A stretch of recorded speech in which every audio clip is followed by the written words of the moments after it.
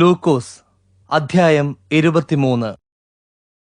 അനന്തരം ആ സംഘം ഒന്നാകെ എഴുന്നേറ്റ് അദ്ദേഹത്തെ പീലാത്തോസിന്റെ അടുത്തേക്ക് കൊണ്ടുപോയി. ഈ മനുഷ്യൻ ഞങ്ങളുടെ ജനങ്ങളെ വഴിതെറ്റിക്കുന്നതായി ഞങ്ങൾ കണ്ടിരിക്കുന്നു. കൈസർക്ക് കരം കൊടുക്കുന്നത് ഇയാൾ വിലക്കുകയും താൻ ക്രിസ്തു എന്ന രാജാവാകുന്നുവെന്ന് അവകാശപ്പെടുകയും ചെയ്യുന്നു എന്ന് പറഞ്ഞുകൊണ്ട് അവർ അദ്ദേഹത്തിന്റെ മേൽ കുറ്റം ചുമത്തി തുടങ്ങി. പീലാത്തോസ് യേശുവിനോട്, നീ യഹൂദരുടെ രാജാവാണോ എന്ന് ചോദിച്ചു. അതിന് യേശു, അതെ, താങ്കൾ പറയുന്നത് ശരി തന്നെ എന്ന് ഉത്തരം പറഞ്ഞു. അപ്പോൾ പീലാത്തോസ് മുഖ്യ പുരോഹിതന്മാരോടും ജനക്കൂട്ടത്തോടും പ്രസ്താവിച്ചു, ഞാൻ ഈ മനുഷ്യനിൽ കുറ്റമൊന്നും കാണുന്നില്ല. അതിന് അവർ, അവൻ ഗലീലയിൽ തുടങ്ങി യഹൂദ്യയിൽ എല്ലായിടത്തും ഇവിടം വരെയും ജനങ്ങളെ തന്റെ ഉപദേശം കൊണ്ട് ഇളക്കിവിടുകയാണ് എന്ന് തറപ്പിച്ചു പറഞ്ഞു. ഇത് കേട്ടപ്പോൾ പീലാത്തോസ് ചോദിച്ചു, ഈ മനുഷ്യൻ ഗലീലക്കാരനോ?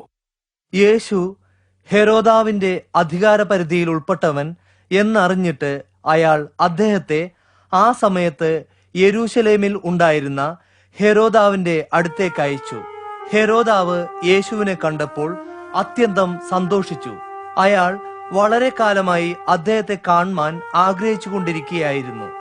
അദ്ദേഹത്തെക്കുറിച്ച് കേട്ടിരുന്നതിന്റെ അടിസ്ഥാനത്തിൽ അദ്ദേഹം എന്തെങ്കിലും അത്ഭുതം പ്രവർത്തിക്കുന്നത് കാണാം എന്ന് ആശിച്ചു.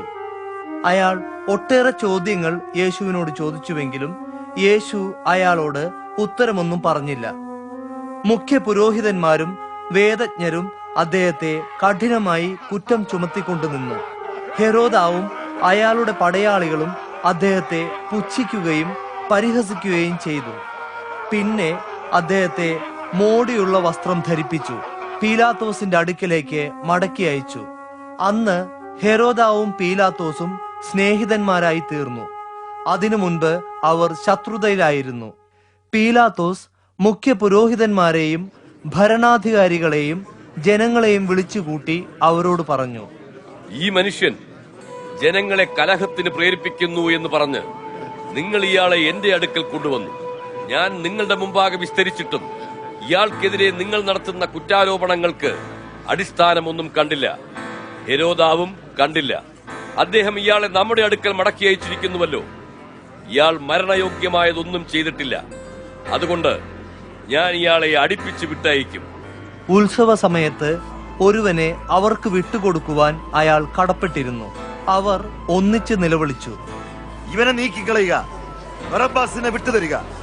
ബറബ്ബാസോ നഗരത്തിലുണ്ടായ ഒരു കലാപവും കൊലപാതകവും നിമിത്തം തടവിൽ അടയ്ക്കപ്പെട്ടവൻ ആയിരുന്നു.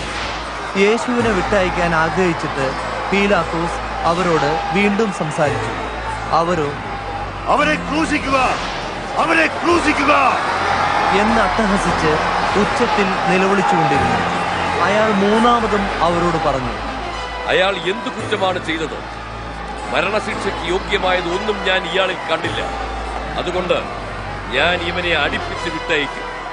അവരോ അവനെ ക്രൂശിക്കണം എന്ന് ഉച്ചത്തിൽ നിലവിളിച്ച് നിർബന്ധപൂർവം ആവശ്യപ്പെട്ടുകൊണ്ടിരുന്നു. അവരുടെ നിലവിളി ഫലിച്ചു. അങ്ങനെ അവരുടെ അപേക്ഷ അനുവദിച്ചു കൊടുക്കാൻ പീലാത്തോസ് ഒടുവിൽ വിധി കൽപ്പിച്ചു.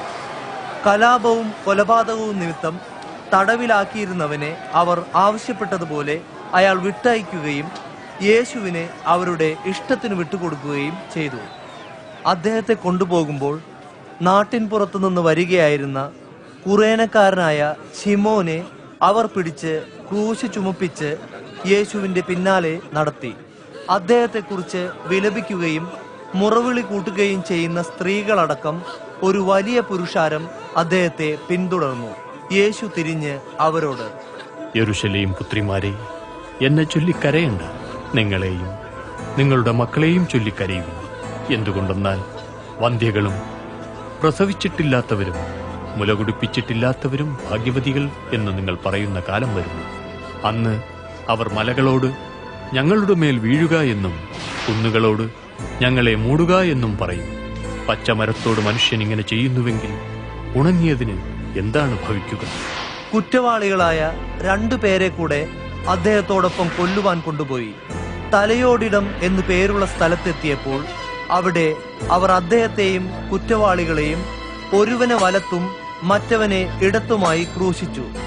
അപ്പോൾ യേശു, പിതാവേ, തങ്ങൾ ചെയ്യുന്നത് എന്താണെന്ന് ഇവർ അറിയായികയാൽ ഇവരോട് ക്ഷമിക്കണമേ എന്ന് പറഞ്ഞു. അനന്തരം അവർ അദ്ദേഹത്തിന്റെ വസ്ത്രങ്ങൾ നറുക്കിട്ട് വീതിച്ചെടുത്തു. ജനങ്ങൾ അരികെ നോക്കി നിന്നു.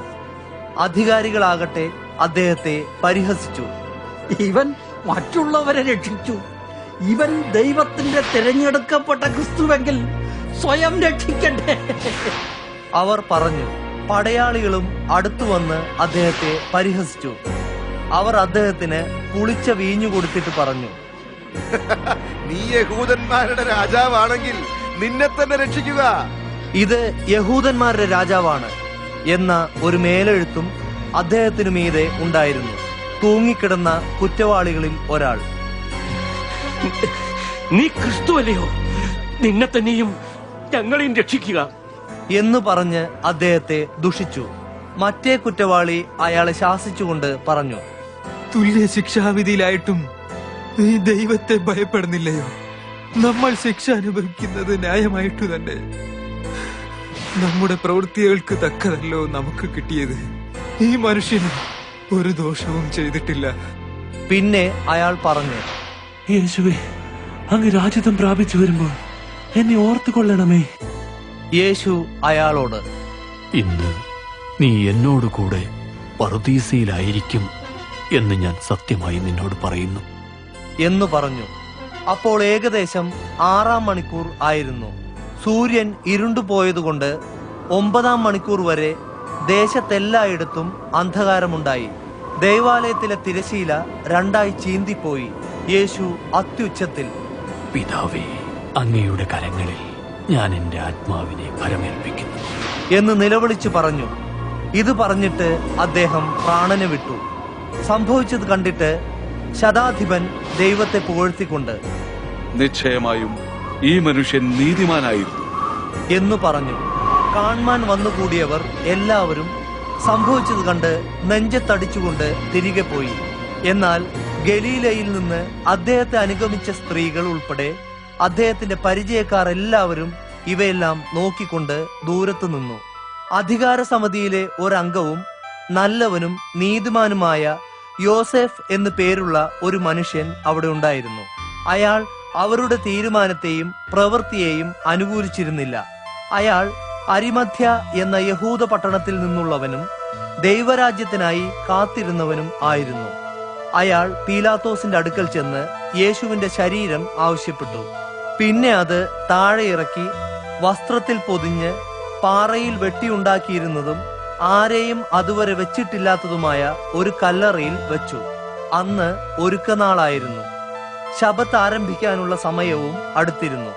ഗലീലയിൽ നിന്ന് യേശുവിനോടുകൂടെ വന്ന സ്ത്രീകൾ യോസെഫിന്റെ പിന്നാലെ ചെന്ന് കല്ലറയും അതിൽ ശരീരം വച്ച വിധവും കണ്ടു. പിന്നെ അവർ വീട്ടിലേക്ക് പോയി സുഗന്ധദ്രവ്യങ്ങളും പരിമള തൈലവും ഒരുക്കി. കൽപ്പന അനുസരിച്ച് ശബത്തിൽ അവർ വിശ്രമിച്ചു.